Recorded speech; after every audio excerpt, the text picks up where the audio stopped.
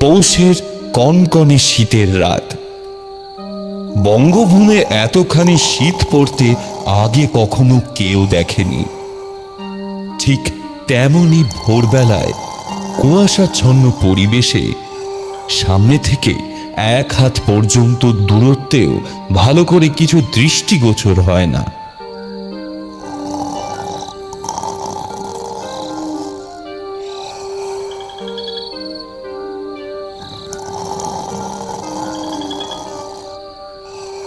হঠাৎ ভোর রাতে ঘুমটা ভেঙে গেল শেখর বাবুর। ঘুম একবার ভেঙে গেলে আর বিছানায় শুয়ে থাকতে পারে না শেখর বাবু।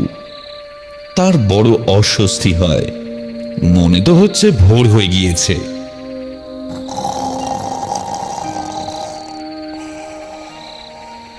শীত বাবাজি, একটু গা সওয়া হয়ে একটু বেশি দিন থেকে যাও। কে এলো আবার এত রাতে? কাকে থাকতে বলছো? আমি কিন্তু এত রাতে আর রান্না বান্না করতে পারবো না।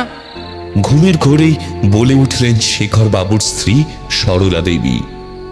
শেখর বাবু বিড়বিড় করে বললেন, ঘুমিয়ে ঘুমিয়েও কানটা ঠিক খাড়া রয়েছে। তোর একটু নিজের মনে কথাও বলতে পারবো না।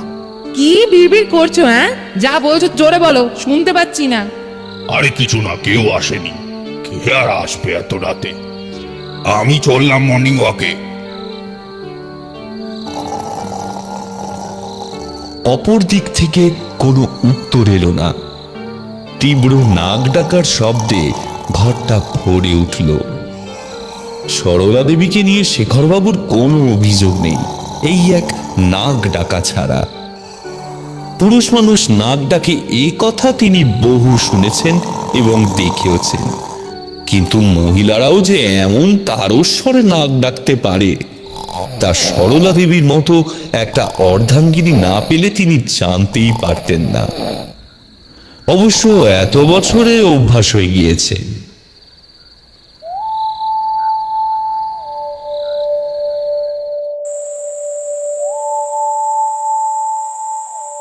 হাতে একটা আদ্যিকালের 5 সেলের টর্চ নিয়ে মর্নিং ওয়াকের উদ্দেশ্যে রাস্তায় বেরিয়ে পড়লেন। বাড়ির পাশের এই রাস্তাটা শেখরবাবুর হাতের তালুর মতো চেনা।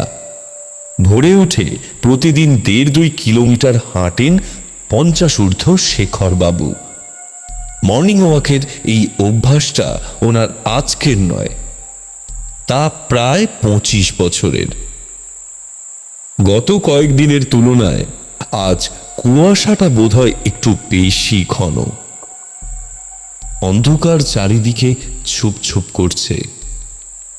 টর্চের আলো কুয়াশার চাদরকে বেশি দূর ভেদ করতে পারছে না। কটা বাজে দেখার জন্য এতক্ষণে তার খেয়াল হলো হাতে ঘড়িটা নেই। যা, তাড়াহুড়োতে ভুলেই গেছি কটা বাজে কে জানে। টর্চটা জ্বালাতে উদ্যত হলেন তিনি, কিন্তু বিধিভাম আদ্যিকালের পুরনো টর্চ তার আশীর্বাদ আলোটুকু বিকরণ করতে ব্যর্থ হলো। যা বাবা, এটা আবার কি হলো? দিব্যি তো এতক্ষণ জ্বলছিল। দূর, যত সব ঝামেলা। টর্চটাকে কয়েকবার হাতের তালুতে ফেলে হাতুড়ে আঘাত মারলেন, কিন্তু ওটি কিছুতেই আর আগের অবস্থায় ফিরে এলো না। উনি বা কি করে জানবেন যে আজকে এত কুয়াশা হবে? ঘরের ভেতরে থেকে তো আর বাইরেটাকে ভালোভাবে দেখা যাচ্ছিল না। কিন্তু আজ ব্যাপারটা কোথাও যেন একটু আলাদা বলে মনে হচ্ছে শেখরবাবুর। প্রতিদিন অগুন্তি মানুষ যায় আসে এই পথে। ভোর রাত থেকে সেই হট্টগোল শুরু হয়ে যায়, কিন্তু আজ যেন চারদিকটা কেমন নিস্তব্ধ। একটানা ঝিঝির ডাক কানে ঝিম ধরাচ্ছে শুধু। ব্যাপারটা কি, আজ এখনো রাস্তা একেবারে শুনশান? নিরী কুকুরগুলোই বা গেল কোথায়? সব একসাথে সিনকম দিচ্ছে নাকি? অজহরিদা, তপনদা, এরা সবাই গেল কোথায়? আজকেও আসবে না নাকি? না, তা তো হওয়ার কথা নয়। না, কারোরই মর্নিং ওয়াক মিস হওয়ার কথা নয়। কারণ শীত, গ্রীষ্ম, বর্ষা যাই হোক না কেন, শেখরবাবুদের দলের কয়েকজন মর্নিং ওয়াক কখনো মিস করে না। পৃথিবী যত দিনে না উল্টে যাচ্ছে ততদিন এর অন্যথা হওয়া নয়। এমন সময় কোত্থেকে রাস্তার কুকুরগুলো একসাথে তারস্বরে চেঁচিয়ে উঠল। শেখরবাবু চমকে উঠলেন। এদিকে কুকুরের সমবেত কর্কশ কণ্ঠস্বর শেখরবাবুকে মুখে ভয় ও কানে তালা ধরিয়ে দিচ্ছে। বাড়িতে কুকুর থাকলেই বা শেখরবাবুর কুকুরের প্রতি ভয়টা এখনো পুরোপুরি নির্মূল হয়নি। ওটি এখনো ভেতরে ভেতরে কোথাও যেন অব্যাহত রয়ে গিয়েছে। বেশ কিছুক্ষণ এমন চলার পর কুকুরগুলো শান্ত হলো। কুকুরের ডাক থেমে যেতে হঠাৎ করেই পেটে একটু চাপ পড়ল। বুঝলেন নিম্নচাপের গতি বেগময় হয়ে উঠেছে। উফ, এখন আবার ডাকা কেন? কি আর করা যাবে? যাই, 11 নম্বর গাড়িটা সাইড করে দাঁড় করাই। না না, রাস্তায় কোনো গাড়ি নেই। শেখরবাবু একটু মশকরা করছিলেন আর কি। যেমন ভাবা তেমন কাজ। একটুখানি স্বস্তির নিঃশ্বাস ফেলবেন।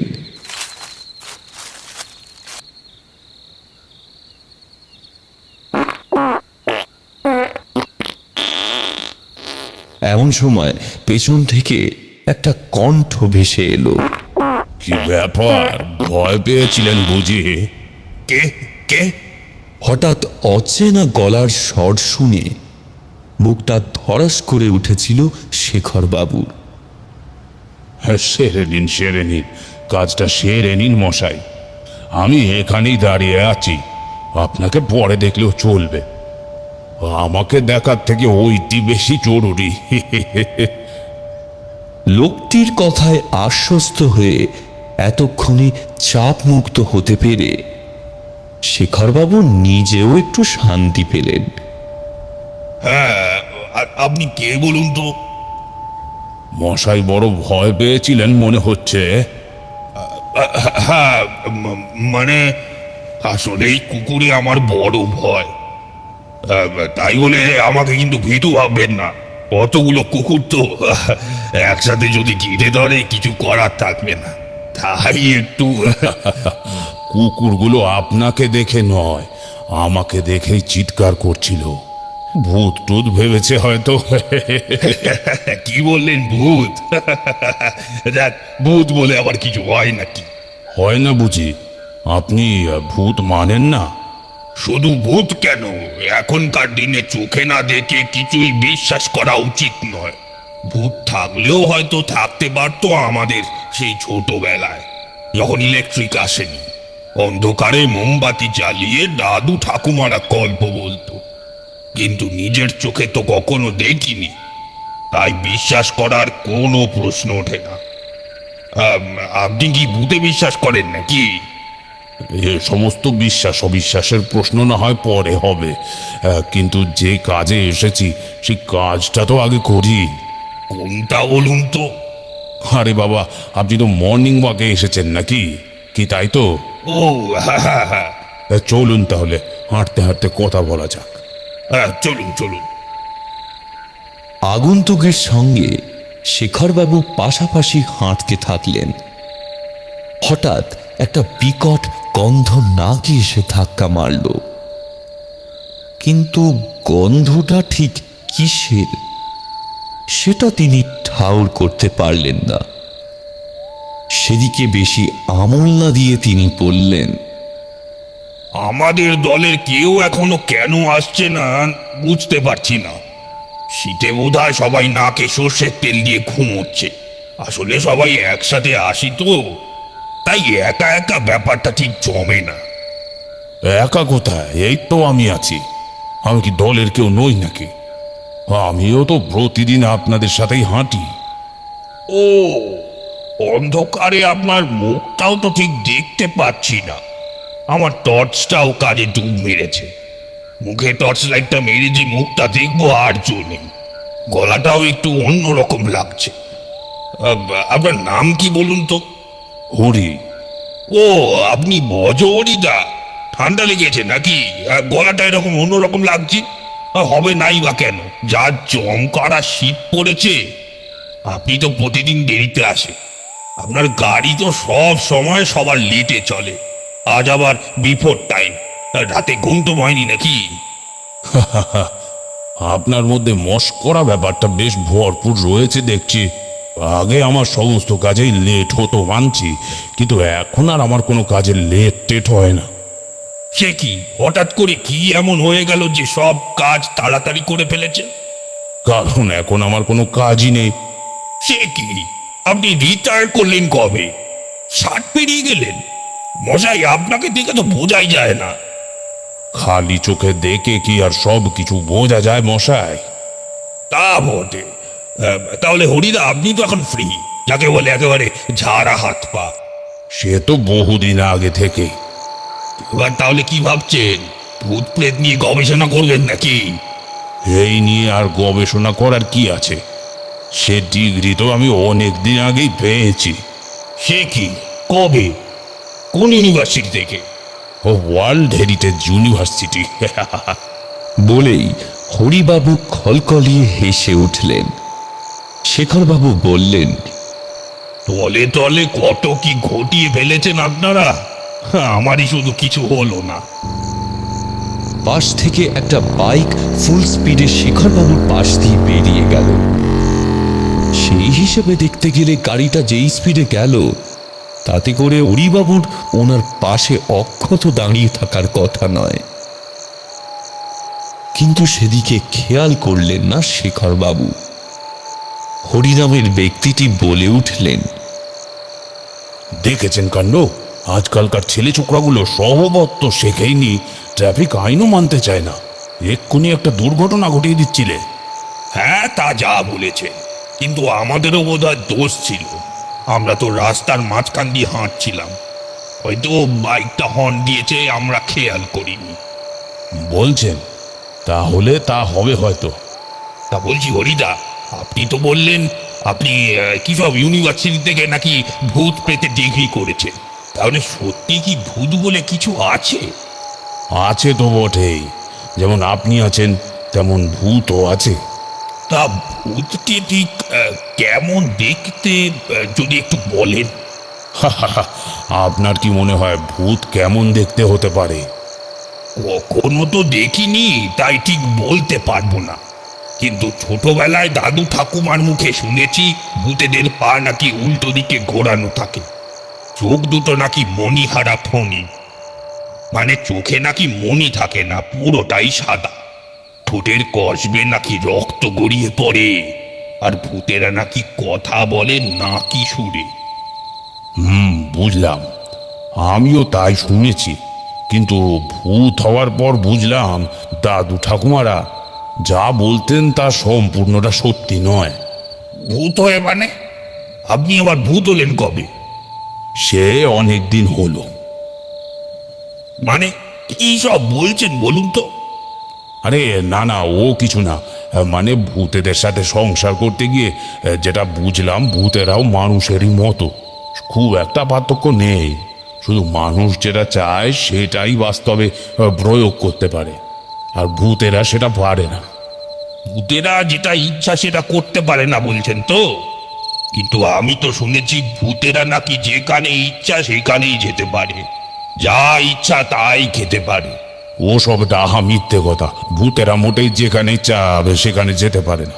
তাদেরও নিজস্ব একটা গণ্ডি আছে, সেই গণ্ডির মধ্যে তাদেরকে ঘুরে ফিরে বেড়াতে হয় যতক্ষণ না মুক্তি হচ্ছে। এই যেমন আমাকে দেখুন না, কেমন ভবঘুরে হয়ে ঘুরে বেড়াচ্ছি। মানে ভূতের সাথে আপনার সম্পর্ক কি? এখানে আপনার কথা আসছে কেন? আপনি কি সব বলছেন বলুন তো হরিদা? আপনার শরীর টরীর ঠিক আছে তো? পেট গরম হয়েছে নাকি? শরীর থাকলে তো শরীর খারাপ হবে। আসলে ভূত হোক বা মানুষ, সবাই মুক্তির আশায় ছটফট করছে। শুধু মানুষ ভাবে মরে গেলেই মুক্তি, আর মরে যাওয়ার পর ভূতেরা চায় এই বড় জাগতিক জগৎ থেকে মুক্তি, বুঝলেন? আসলে কোথাও কেউ সুখে নেই। ভূতেদের থেকে মানুষ বরং অনেক সুখে আছে। একটু কষ্ট পেলেই মানুষ ভাবে বেঁচে থাকার থেকে মরে যাওয়াই ভালো। কেউ কেউ তো দুঃখের তাড়নায় আত্মহত্যাও করে বসে। কিন্তু ভূতেরা কি ভাবে সেটা কখনো কোনোদিন ভেবে দেখেছেন? আমিও যে ভূত প্রেত খুব একটা বিশ্বাস করতাম তেমনটা নয়, কিন্তু এখন বুঝতে পেরেছি বিজ্ঞান যা বলে এবং বিজ্ঞান যা করে তার বাইরেও এমন অনেক কিছু রয়েছে যার হদিশ আলোকময় জীব জগতের কাছে এখনো নেই।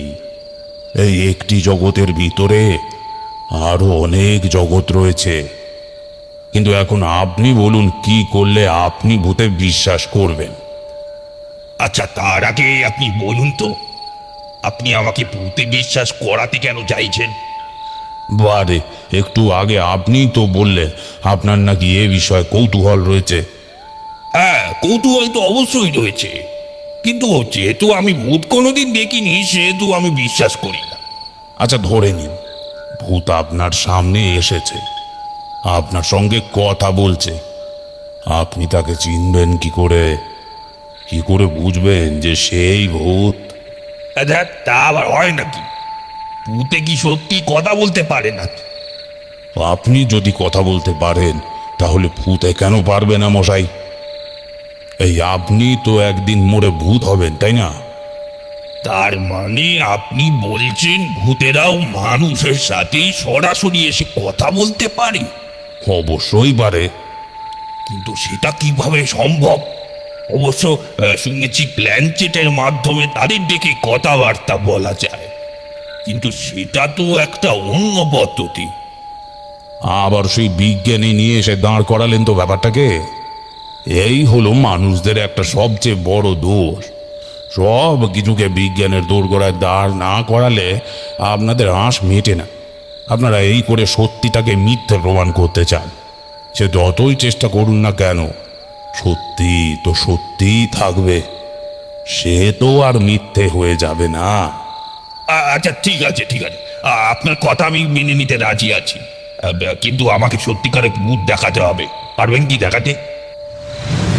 পারবো কেন বলছেন? আমি তো পেরেছি। কই, কখন? আমি দেখলাম না তো। সব কিছু কি আর খালি চোখে দেখা যায় মশাই? ভিন্ন ভিন্ন ব্যক্তি বা বস্তুকে অনুভব করতে গেলে ভিন্ন ভিন্ন দৃষ্টির প্রয়োজন হয়। এই যে আপনি কিছুক্ষণ আগেই বলছিলেন কি যেন একটা গন্ধ পাচ্ছেন।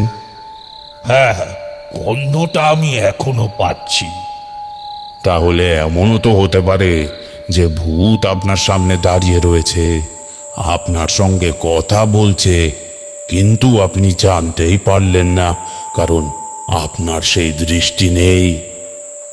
আপনি তো ভূত প্রেত থেকে সরে গিয়ে একেবারে আধ্যাত্মিকতায় প্রবেশ করে গেলেন দেখছি।